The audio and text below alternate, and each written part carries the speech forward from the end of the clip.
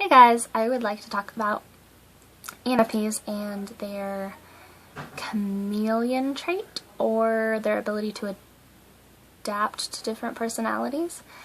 And I think that mostly this comes from our dominant extroverted intuition. However, I think that because ENTPs share our extroverted intuition and they don't seem to have quite the same usage of it as we do. So I think when ENFPs are around other personalities, we change drastically, and I think that other personalities probably do as well. I think, and the thing is, I don't know if it's as noticeable to outsiders as it is to the ENFP themselves. But when an ENFP is around someone else, especially if they like them, they will start talking and acting and even thinking like the person they're around. And I think this has to do with, like I said, our extroverted intuition.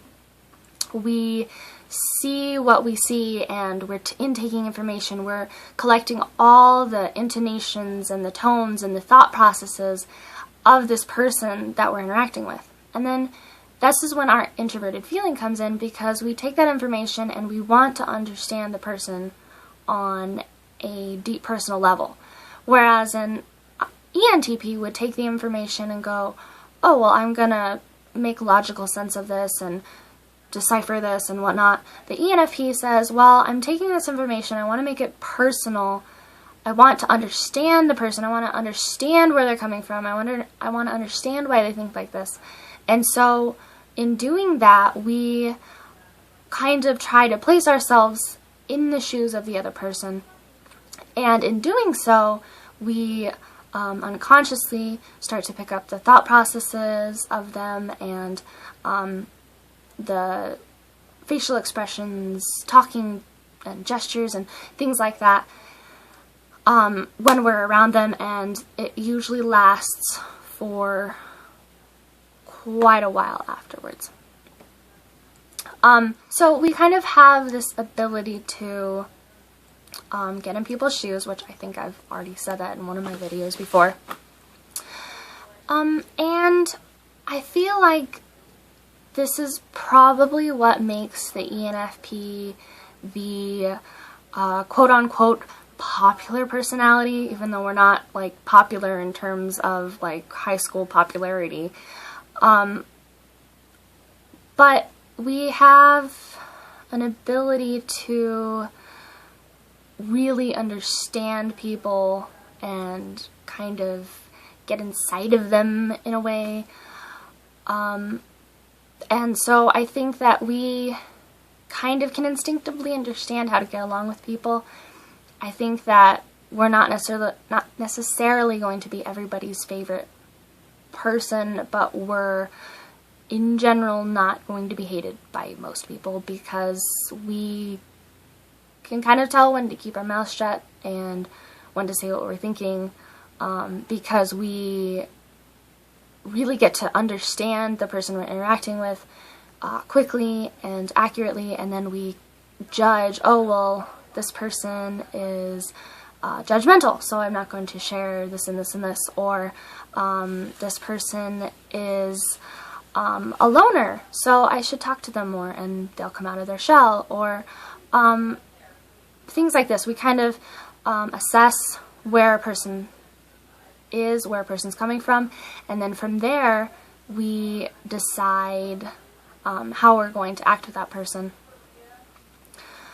which I guess could be seen as not being truthful or not being honest, or I guess it could be seen that way. For us, I think it's mostly a striving for peace, because generally we don't like conflict, and if we do conflict, we want it to be meaningful. So we sometimes hold back information that we think would enter the relationship into conflictual gray areas, because in our mind we feel it's unnecessary. We feel that the best points of a relationship is where you agree, where you get along, not where you differ. So we try to minimize our differences and maximize our commonalities so as to foster the best relationships that we can with people, because our relationships with people are very important. So I feel that our adaptability is something that's very useful for us. Sometimes I think it's hindering because sometimes it keeps us from wanting to say things that we want to say, because we know that it would be not taken well or whatnot. But I think for the most part it does well to serve us, but I mean, it is our personality, so that's just the way we function, and other people function differently.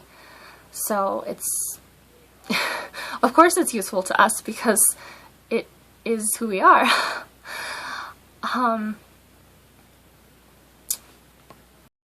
So, despite repeating myself I don't know how many times and making I don't know how many points that probably led nowhere, in summary, ENFPs collect information about people. We process it through our introverted feeling to try and better understand people. We try and get in other people's shoes. This serves us well because we can then take that information from getting in other people's shoes to assess how we should act around that person to best foster a conflict-free relationship, beneficial relationship. And yeah. So, and this can be seen as dishonesty or duplicity or whatever someone might call it. It could be taken negatively, although we don't see it that way because we function with that. So, yeah. Anyway, thanks for listening to my rambling. You probably didn't learn anything new. But it's her fault, not mine. You watch the video. You take responsibility for your own actions. Signing off.